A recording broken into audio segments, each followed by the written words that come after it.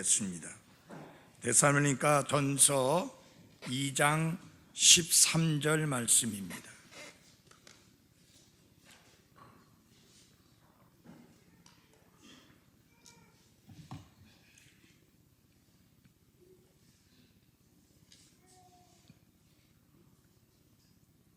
이런 까닭에 우리가 또한 하나님께 끊임없이 감사를 드림은 너희가 우리에게서 들은 하나님의 말씀을 받을 때에 그것을 사람들의 말로 받지 아니하고 하나님의 말씀으로 받았기 때문이니 진실로 그러하도다.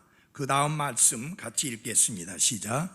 그 말씀이 또한 믿는 너희 안에서 효력 있게 일하느니라. 형제들아, 너희는 그리스도 예수님 안에서 유대에 있는 하나님의 교회들을 따르는 자들이 되었나니 그들이 유대인들로부터 고난을 받은 것 같이 너희도 너희 지방 사람들로부터 비슷한 것들로 고난을 받았느니라. 유대인들은 주 예수님과 자기들의 대언자들을 죽이고 우리를 핍박하였으며 하나님을 기쁘게 하지 아니하고 모든 사람을 반대하는 자들이 되어 이방인들이 구원받도록 우리가 그들에게 말하는 것을 금하고 항상 자기 죄들을 가득 채웠나니 이로써 진노가 극도로 그들에게 임하였느니라. 아멘. 기도하겠습니다. 살아계시고 참되신 우리 아버지 하나님, 우리가 우상이 아닌 살아계시고 참되신 하나님을 섬기는 자들로 우리의 삶을 바꾸어 주시고 변화시켜 주신 것을 인해 감사를 드립니다. 우리를 구원해 주시고 다시 태어나서 하나님의 자녀가 되는 권능을 얻게 해 주시고 이 땅 위에 살아가는 동안 성령 하나님께서 우리 안에 계셔서 하나님의 뜻을 따라 살아갈 수 있도록 힘주시고 가르쳐 주시고 이끌어 주시고 인도해 주심을 인해 감사를 드립니다. 이 놀랍고 큰 구원을 아직까지 받지 못한 사람들, 아직까지 다시 태어나지 아니한 분들, 하나님이여 깨우쳐 주옵소서. 자신에게 가장 시급하고 중요한 것이 구원받는 것이요 거듭나는 것임을 깨우쳐 주시옵소서. 너무 늦기 전에 구원받고 다시 태어나는 놀라운 기적적인 역사가 이루어지게 하옵소서. 예수님 이름으로 기도했습니다. 아멘. 앉아주시기 바랍니다.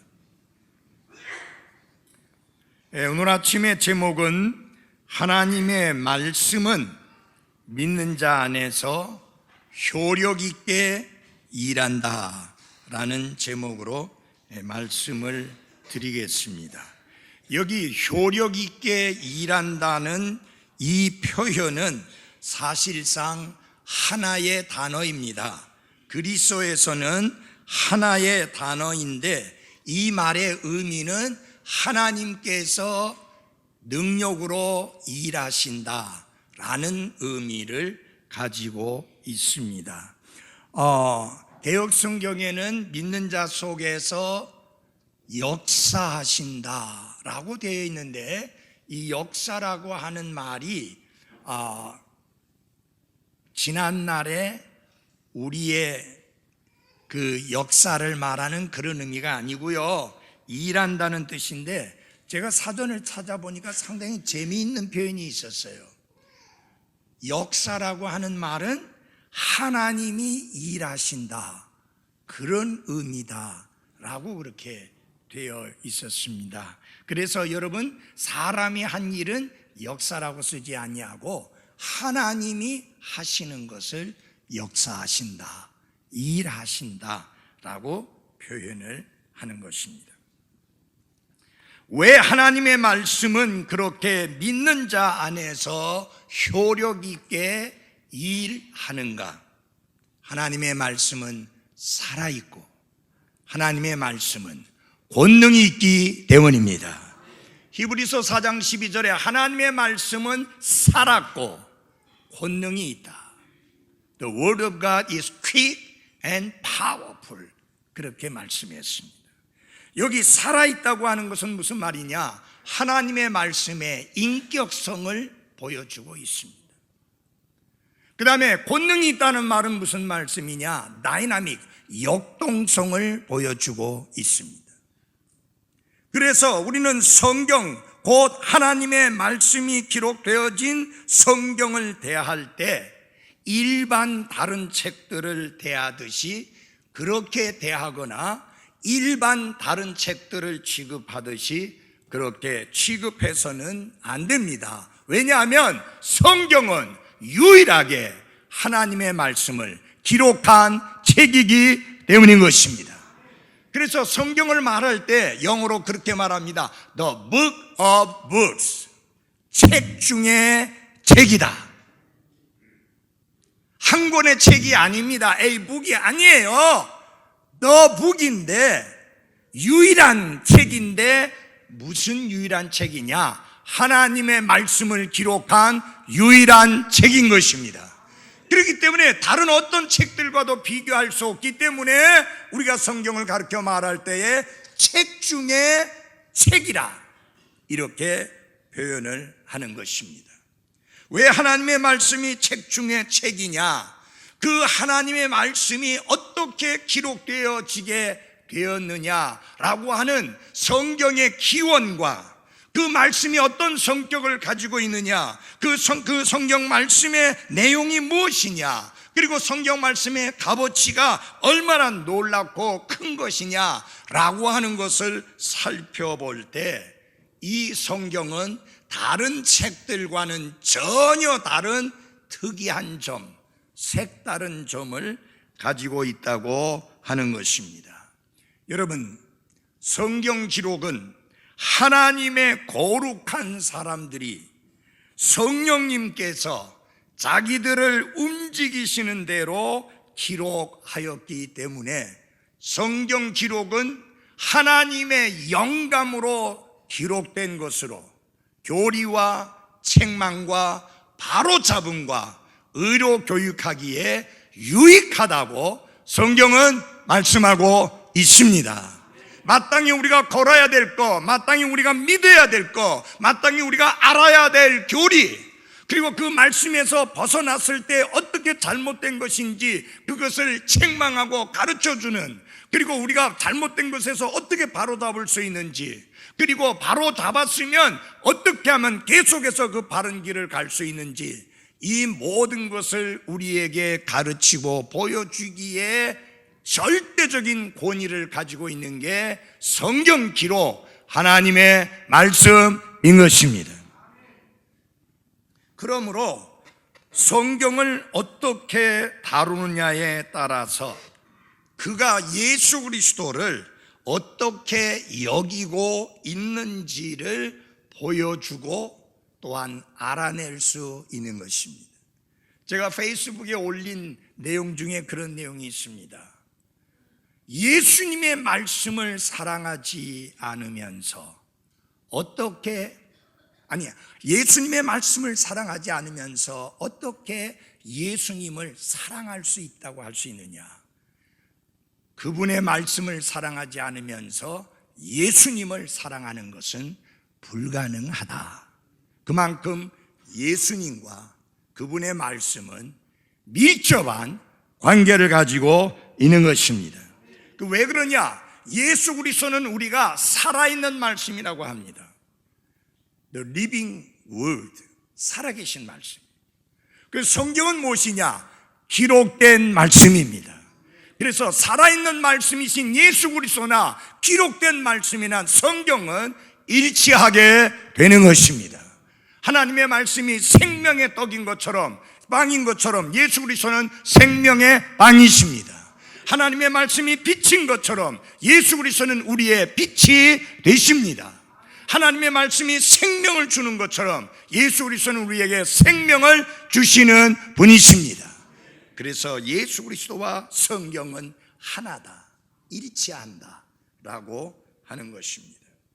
사도 바울은 13절에서 끊임없이 하나님께 감사를 드린다. 누구로 인해서?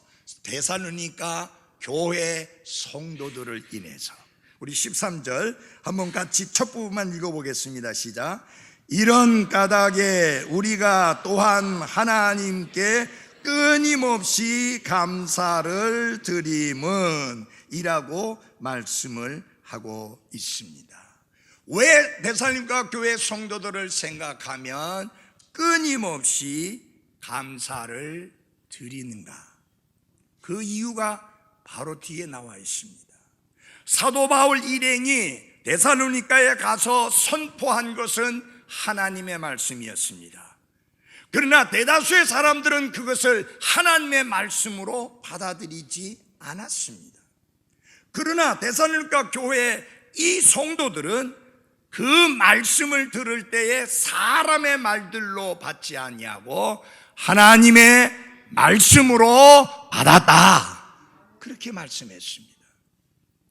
그리고 하나님의 말씀으로 받았기 때문에 그들은 그 말씀을 믿었습니다. 그러니까 이 말씀이 믿는 자 안에서 효력 있게 일하게 된 것입니다. 그 결과 그들이 변화가 일어났어요.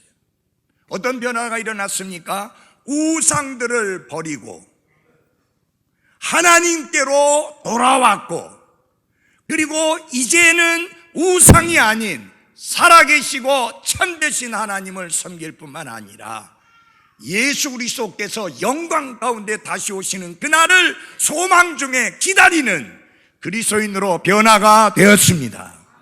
하나님의 말씀은 효력 있게 일하는 본능 있는 말씀입니다. 살아있기 때문이요, 본능이 있기 때문입니다.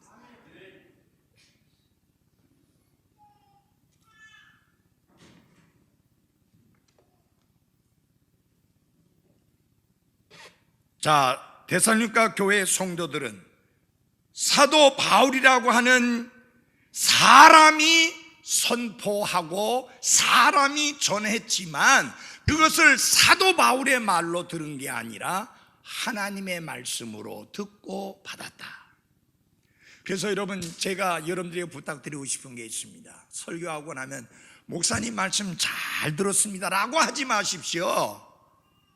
여러분, 목사의 말은 중요하지 않아요. 중요한 것은 목사가 전한 하나님의 말씀이 중요합니다. 그래서 어떻게 해야 돼요? 오늘 목사님을 통해서 선포된 하나님의 말씀이 내게 힘이 되었고, 내게 기쁨이 되었고, 내게 복이 되었고, 내게 큰 격려가 되었고 도움이 되었습니다. 이렇게 해야지 맞습니다. 이 목사의 말이 중요한 건 아니에요. 중요한 것은 하나님의 말씀입니다. 여기에서 목사가 하나님의 말씀을 전해야지 자기의 생각이나 자기의 견해나 자기의 철학이나 자기의 정치 철학을 설교하거나 가르쳐서는 안 됩니다. 하나님이 목사를 단에 세울 때는 Preach the word, 그 말씀을 선포하라고 세우게 되는 것입니다. 그들은 하나님의 말씀의 진가를 알아보았습니다. 그들은 그렇기 때문에 하나님의 말씀을 자기의 것으로 만들었습니다. 나를 위한 말씀으로 받아들였습니다. 그리고 그 말씀을 자신의 생활 속에 적용을 했습니다. 그랬더니 뭐가 일어났어요? 변화가 일어났어요. 왜? 그 말씀은 여전히 살아있고 여전히 권능이 있는 하나님의 말씀이기 때문입니다. 오늘날도 마찬가지입니다. 하나님 앞에 죄인인 것을 깨닫고 그가 죄인임을 회개하고 예수 그리스도를 구원자와 주님으로 믿고 받아들이는 그 순간에 그 모든 사람들에게도 동일한 변화가 일어나는 것입니다. 왜요? 그 말씀이 하나도 변하지 않았기 때문인 것입니다. 하나님의 말씀은 모든 일에서, 모든 상황에 대해서, 그리고 모든 시대에 있어서 유일하고 절대적인 기준이요 권위인 것입니다. 이 성경만이 우리의 유일한 기준이요, 이 성경만이 절대적인 우리의 기준이라는 사실을 잊지 마십시오. 그래서 중요한 게 뭐냐? What the Bible says, what the Bible teaches. 성경이 무엇을 말하고 성경이 무엇을 가르치느냐가 중요한 것입니다. 그리고 그렇기 때문에 이 단에서는 성경이 무엇을 말하고 있는지를 말하고 가르쳐야 하는 것입니다. 성경은 우리 인생의 안내자요 빛이며 나침반입니다.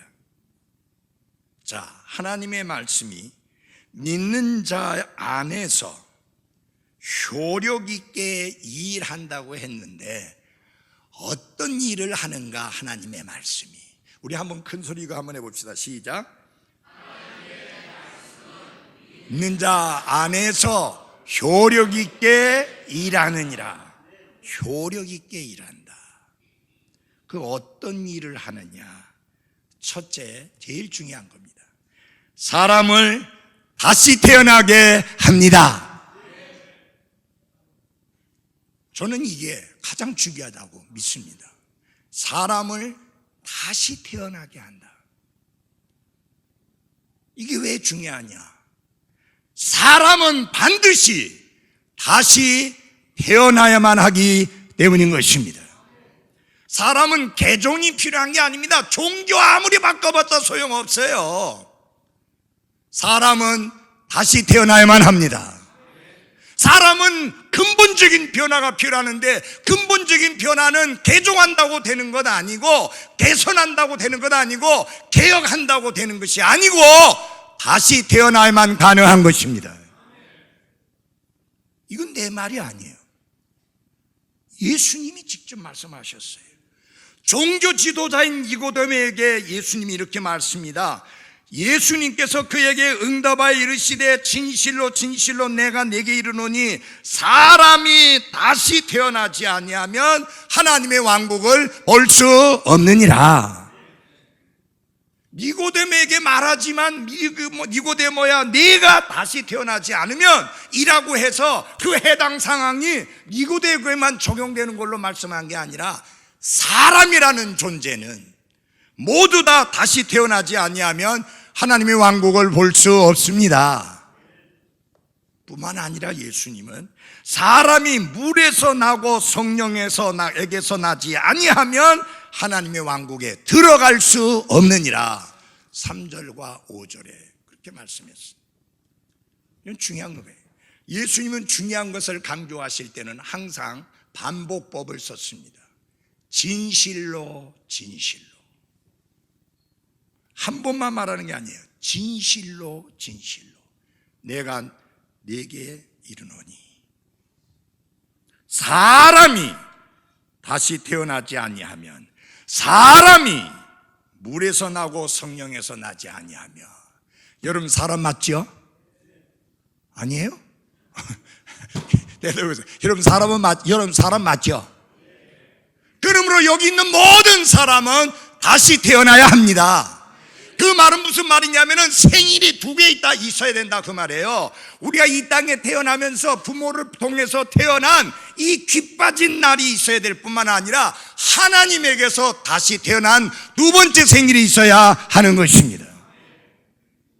사람은 다 다시 태어나야 돼요. 어떤 사람들이 그렇게 말합니다. 인간은 사회적 동물이다. 그 사람은 사회적 동물인지 모르지만 나는 사람입니다. 사람과 동물은 근본적으로 다릅니다. 처음부터 하나님이 동물과 사람은 따로 창조하셨기 때문인 것입니다. 쉽게 말해서 하늘나라 어떻게 들어가느냐, 천국에 어떻게 가느냐, 노력으로 되는 것 아니고 수고해서 되는 것 아니고 애써서 되는 것 아니고 개종한다고 되는 게 아니고 다시 태어나야만 들어갈 수 있습니다. 여기 보면은요, 물에서 나고 성령에게서 나지 아니하면 이렇게 있습니다. Born of water and of the Spirit. 여기서 중요한 건 and라는 단어입니다. 물에서 나고 라는 말은 그 고 할 때는 그리고라는 말이에요. 물에서 나고 그 다음에 성령에게서 나지 아니하면 그렇게 말했어요. 그게 무슨 말이에요? 물에서 나고, 여러분이 이 세상에 태어날 때 어디서 난 거예요? 물에서 난 거예요. 그거 몰라요? 오늘 갑자기 왜 멍해지세요? 이런 어머니 뱃속에 있을 때 물 속에 있었잖아요. 뭐라고 그래? 그 양수 속에 있었잖아요. 그래서 아기가 태어나자마자 물 속에 집어넣어도 수용 안 돼요. 독일에서 실험했는데. 왜? 어머니 뱃속에 물 속에서 있었기 때문에. 그래서 처음 태어나는 것을 물에서 난다 하는 거예요. 이거 침례하고 아무 상관없어요. 육체를 가지고 태어나는 거예요.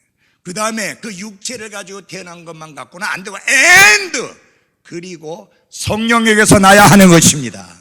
그러니까 두 번 나는 거잖아요. 물에서 나고 성령에게서 나니까 두 번 나는 거잖아요. 다시 태어나는 거잖아요. 거듭나는 것이잖아요. 한 번은 사람들이 존 웨슬리 목사에게 물었습니다.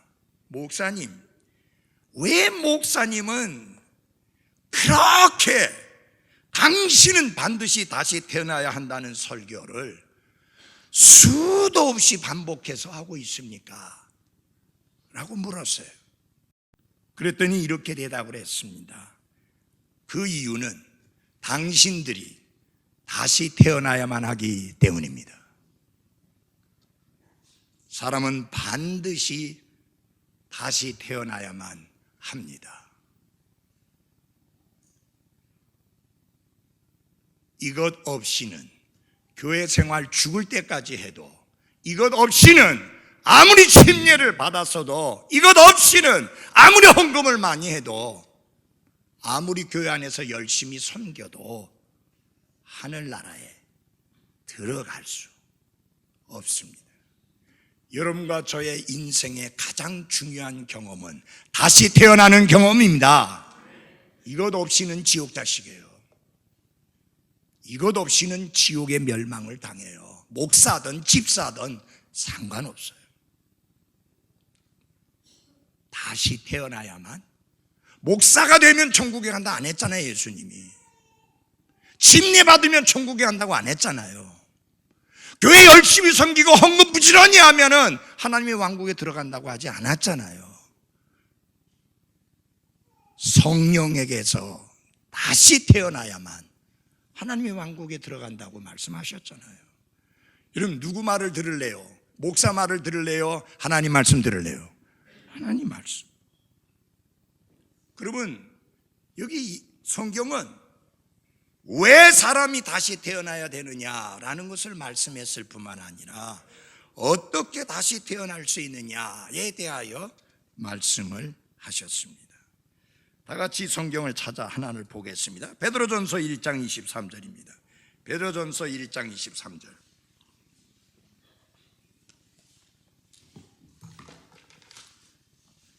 전선생님 난방 좀 끕시다. 지금 꺼도 될 것 같은데. 베드로전서 1장 23절. 한번 같이 읽어보겠습니다. 큰 소리로 시작. 너희가 다시 태어난 것은 썩을 씨에서 난 것이 아니요 썩지 아니할 씨에서 난 것이니 살아있고 영원히 거하는 하나님의 말씀으로 된 것이니라. 아멘. 사도 베드로는 성도들에게 이렇게 이야기합니다. 여러분이 다시 태어났는데 그 다시 태어난 것이 어떻게 되었느냐? 살아있고 영원히 거하는 하나님의 말씀으로 된 것이니라. By the word of God which lives and abides forever. By 살아있고 영원히 거하는 하나님의 말씀에 의해서 된 것이다. 노력으로 된 게 아니라, 수고로 된 게 아니라, 희생으로 된 게 아니라, 헌신으로 된 게 아니라, 섬김으로 된 게 아니라, 드림으로 된 게 아니라 살아있고 영원히 거하는 하나님의 말씀으로 된 것이니라. 그래서 하나님의 말씀이 효력 있게 역사하는데, 효력 있게 일하는데 그 중에 가장 중요한 게 뭐냐? 사람을 다시 태어나게 하는 것입니다. 그게 하나님의 말씀이 하는 거예요. 야고보 선생도 그분께서 자신의 뜻에 따라 진리의 말씀으로 우리를 낳으셨다. 여러분 이 세상에 태어날 때 엄마가 여러분을 진리의 말씀으로 낳으셨습니까? 아니잖아요. 진리의 말씀으로 낳았다는 것은 우리의 몸을 낳았다는 게 아니라 영적으로 하나님의 자녀로 낳으셨다. 하나님의 말씀은 진리요, 그 하나님의 말씀은 우리를 거듭나게 하는 효력 있게 일하는 능력이 있습니다. 중요한 건 뭐냐? 여러분의 인생에 다시 태어난 날이 있었는가? 처음 교회 나오기 시작한 날 말고요, 심지어는 침례받은 날 말고요, 다시 태어난 날, 하나님의 아들로 다시 태어난 그 경험, 그 날이 있었는가? 이것 없으면 예수님의 생명책에도 그 이름이 올라있지 않고 하늘나라에도 들어가지 못하고 지옥의 불호수에 던져집니다.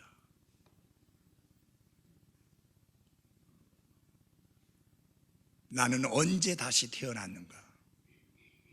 나는 언제 거듭났는가? 나는 언제 두 번째 태어났는가? 이게 분명해져야 됩니다. 하나님의 말씀이 효력 있게 일한다고 그랬는데 그 하나가 뭐냐? 사람을 다시 태어나게 하는 것입니다. 두 번째로 하나님의 말씀이 하는 일이 무엇이냐? 핍박 가운데서도 굳게 설 수 있게, 효력 있게 하나님의 말씀은 일을 합니다. 이 데살로니가 성도들이 받은 그 하나님의 말씀을 통해서 하나님이 그들 가운데 역사하셔서 그들이 구원받았고 그들이 거듭났고 그들이 변화되었는데, 그리고 나니까 순풍에 돛을 단듯이 모든 일들이 순조롭게 짝짝짝짝짝 풀리는 게 아니라 상상도 하지 못했던 고난과 핍박과 박해를 받게 되었습니다. 그래서 데살로니가에서 그들이 그리스도인으로서 산다는 것이 전혀 쉽지가 않았습니다. 처음에 복음을 받아들일 때도 쉽게 받은 게 아니에요. 엄청난 고난 속에서, 반대와 회방 속에서 복음을 받아들였는데, 그래서 구원받았는데, 그래서 거듭났는데, 이제 그리스도인으로서 믿음을 지키려고 하니까 이거는 엎친 데 덮친 격으로 산 넘어 산으로 계속해서 그들을 압박하는 일들이 일어나게 됐습니다. 여러분, 그 정도 되면 그들이 믿음을 지키며 신앙생활을 제대로 굳게 세워가는 게 쉽지가 않잖아요. 지금 요 사이는요, 그리스도인이 됐다고 해서 핍박하고 박해하고 그런 일이 없잖아요. 근데 여기 나이 드신 분들은 옛날에 구원받고 믿음 생활할 때 엄청 핍박받았어요. 그것도 누구로부터? 사랑하는 가족들로부터. 데살로니가도 마찬가지입니다. 자기 동족으로부터도 그렇게 핍박을 받았고 자기 가족으로부터도 핍박을 받았고 박해를 받았습니다. 여기 보면은 데살로니가 전서에 보면은 그들이 당한 어렵고 힘든 상황을 여러 가지로 표현을 했는데 1장 6절과 3절에 보면은 고난이라는 말이 나옵니다. affliction이라고 하는. 이것은 뭐냐면은 환경으로부터 압력을 받는 겁니다. 주위의 환경으로부터 압력을 받는 거예요. 왜? 주위에 불신자들이 잔뜩 있으니까 계속 압력을 가하면서 그리스도인의 생활을 회방하고 있는 것입니다. 그 다음에 보면은 2장 14절에 보면은 여기 고난을 받았다는 말씀이 나오는데, 이것은 뭐냐고 하는 어떤 의미냐면은 have suffered. 이것은 예수님이 십자가 위에서 아무 죄도 없이 고난을 당하듯이 부당하게 고난당하는 것을 말합니다. 그 다음에 핍박을 당했다고 했는데 그 말은 무슨 뜻이냐면은 2장 15절에 핍박을 당했다고 했는데 그 말은 무슨 뜻이냐면 쫓겨나고 거절을 당했다.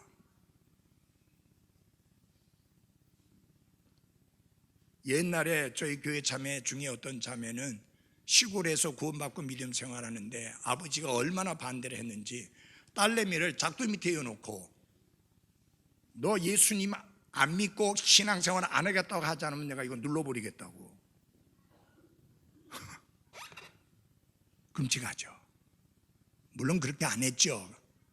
그래도 부인하지도 않았고 쫓겨나고 거절을 당했습니다. 반대하는 사람들이 반대하는 자들이 되었다는 말은 무슨 말이냐면 바람이 거슬러 불어서 앞으로 나아가는 것을 방해하는 그런 것과 같은 것입니다.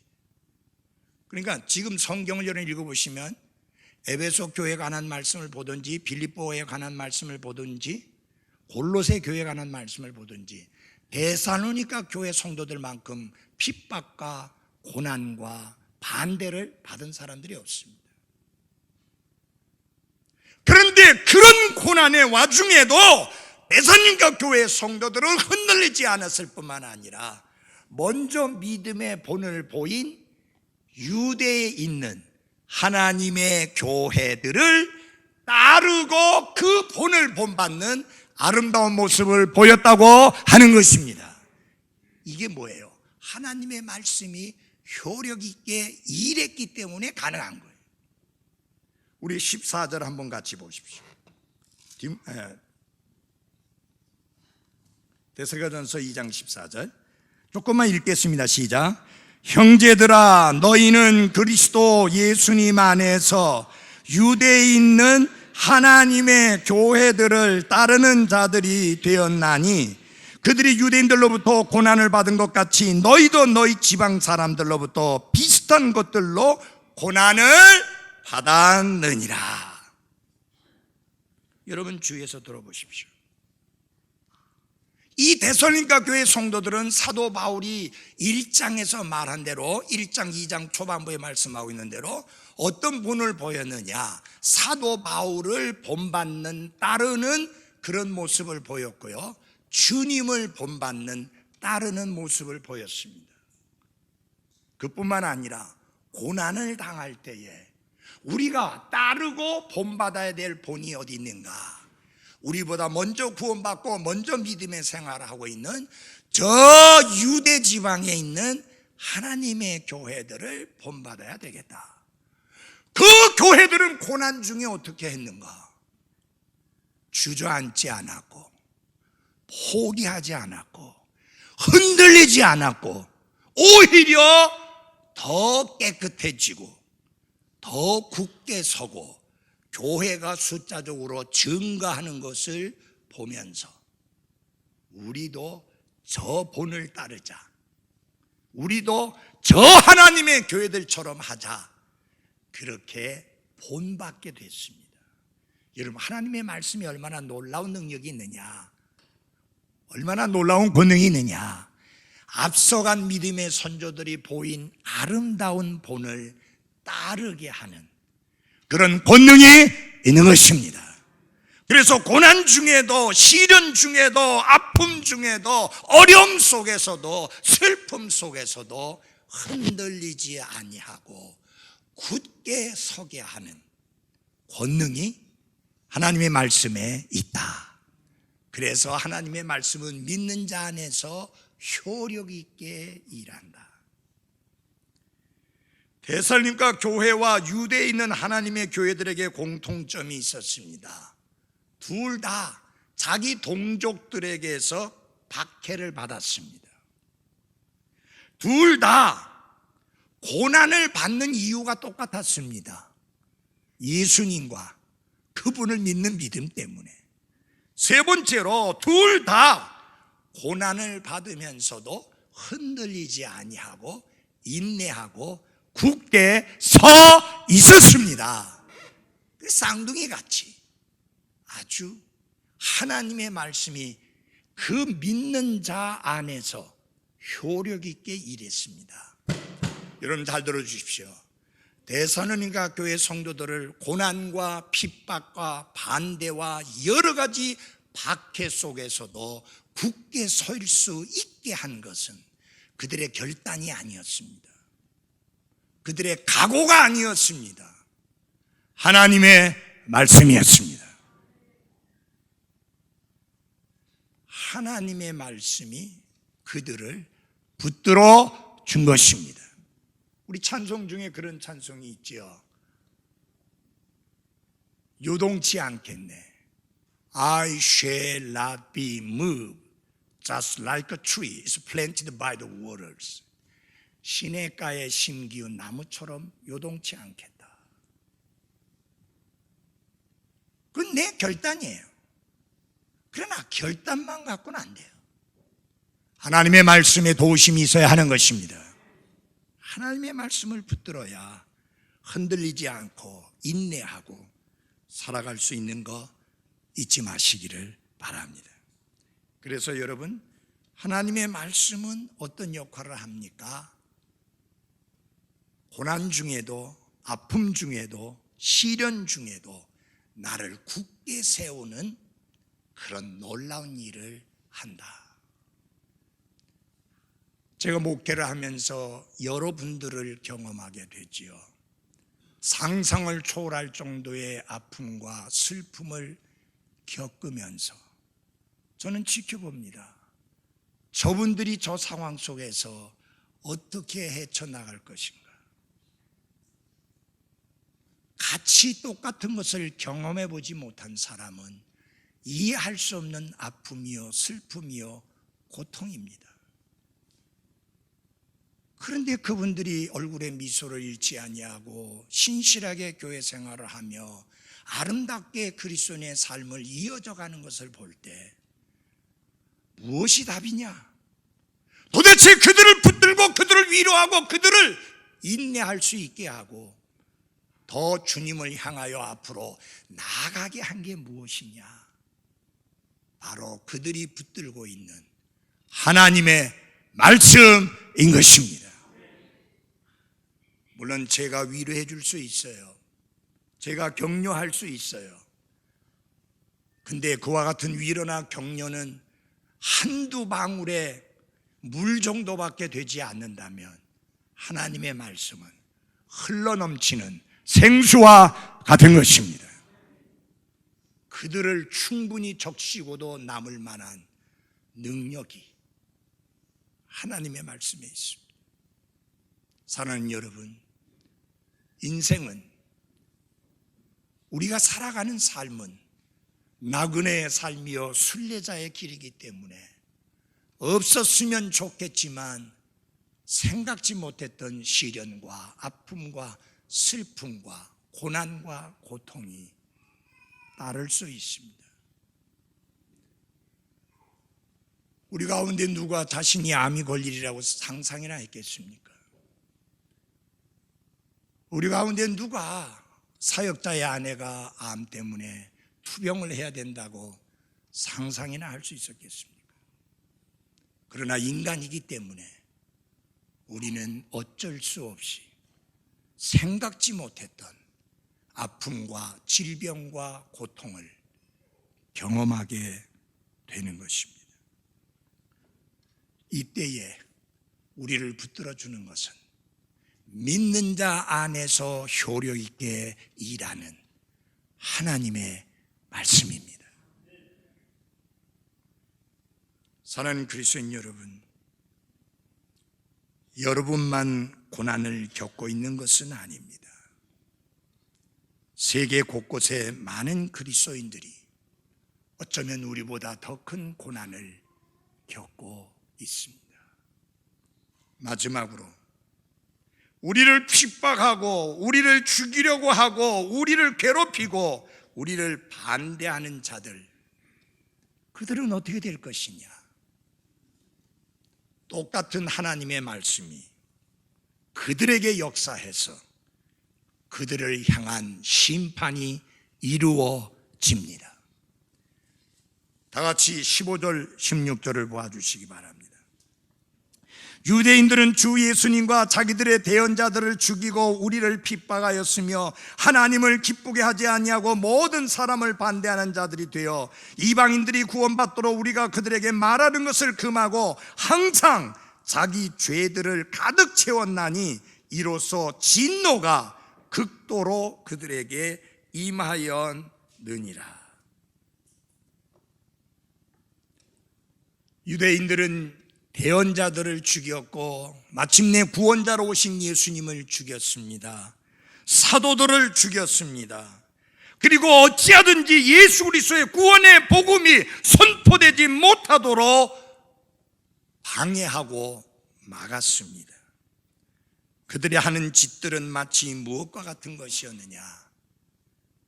하나하나 죄를 채워가는 것과 같아서 가득 차게 되면 심판이 임합니다.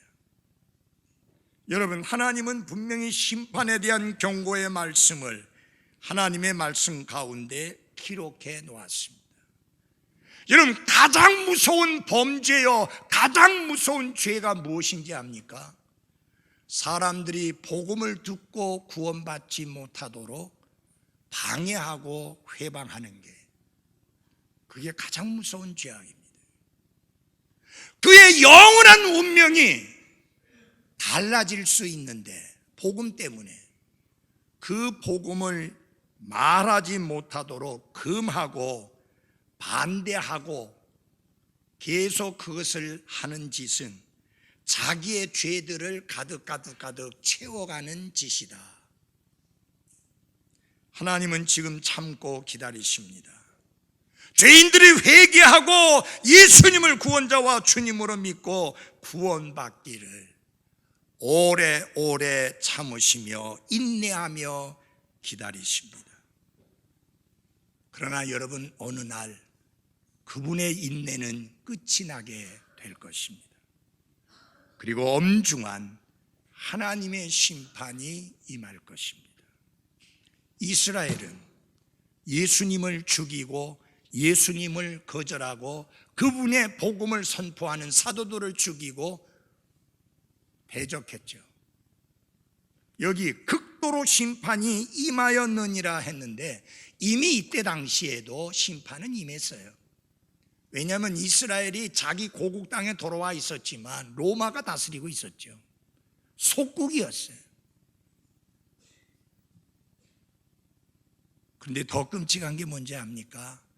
사도들이 거의 이 땅을 떠나게 될 때, 순교로 떠나게 될 때, 마지막 사도가 사도인데 사도여만 제하고 다 죽었을 때 어떻게 된가? 죄가 가득 차서 결국 하나님은 예루살렘을 심판하셨죠. 서기 70년도에 예루살렘이 망하고 그들은 전 세계로 흩어졌습니다. 1900년 가까운 세월, 1948년 8월 15일 날 그들이 해방하기까지, 7월 17일 날 해방하기까지, 독립된 국가가 되기까지 나라 없는 서름을 살아야 했습니다. 하나님은 참으십니다. 하나님은 인내하십니다. 하나님은 기다리십니다. 그러나 끝없이는 아닙니다.